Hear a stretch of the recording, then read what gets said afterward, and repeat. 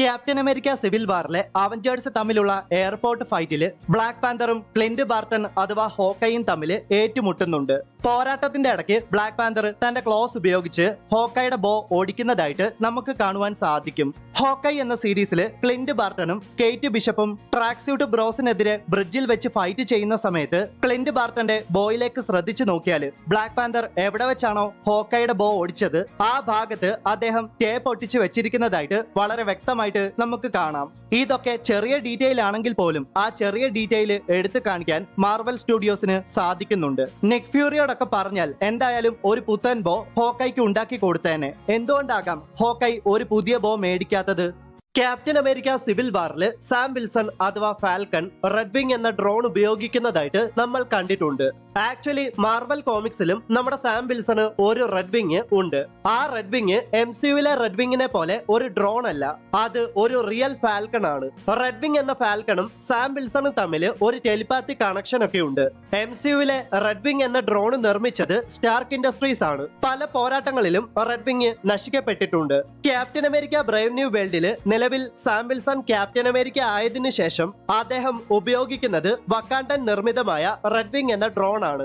Captain America Civil വാറിൽ Sokovia Accords introduce ചെയ്യുന്ന സമയത്ത് അവഞ്ചേഴ്സ് ഇൻഫിനിറ്റി വാറിനെ സൂചിപ്പിക്കുന്ന വളരെ പ്രധാനപ്പെട്ട ഒരു ഹിന്റ് മാർവല് തന്നിട്ടുണ്ടായിരുന്നു.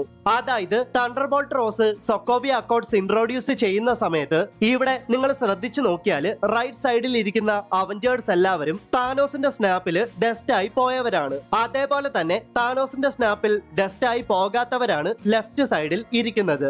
എന്നാൽ സത്യത്തിൽ ഇതൊന്നുമല്ല രസം. ഇവിടെ ലെഫ്റ്റ് സൈഡിൽ ഇരിക്കുന്ന ടോണി സ്റ്റാർക്ക് മറ്റ് അവഞ്ചേഴ്സിൽ നിന്നും കുറച്ച് സ്പേസ് ഇട്ട് മാറിയാണ് ഇരിക്കുന്നത്.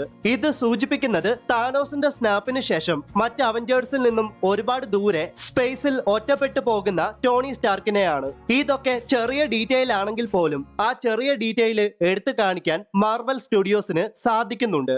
ക്യാപ്റ്റൻ അമേരിക്ക സിവിൽ വാറിൽ അവഞ്ചേഴ്സ് തമ്മിലുള്ള എയർപോർട്ട് ഫൈറ്റിന്റെ ഇടയ്ക്ക് ടോണി സ്റ്റാർക്ക് അഥവാ അയൺമാൻ സ്പൈഡർമാനെ അണ്ടർറൂസ് എന്ന് വിളിച്ചത് എന്തുകൊണ്ടാകാം പറയാം.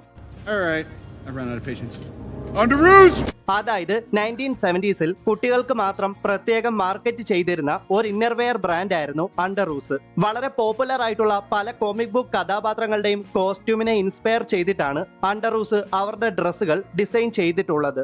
പീറ്റർ പാർക്കർ അഥവാ സ്പൈഡർമാൻ ഒരു ടീനേജർ ആണല്ലോ. മാത്രമല്ല അണ്ടർറൂസ് എന്ന ബ്രാൻഡിന്റെ പ്രോഡക്റ്റുകളോട് സാമ്യമുള്ള ഒരു കോസ്റ്റ്യൂം ആണല്ലോ പീറ്റർ പാർക്കർ ധരിച്ചിരിക്കുന്നത്.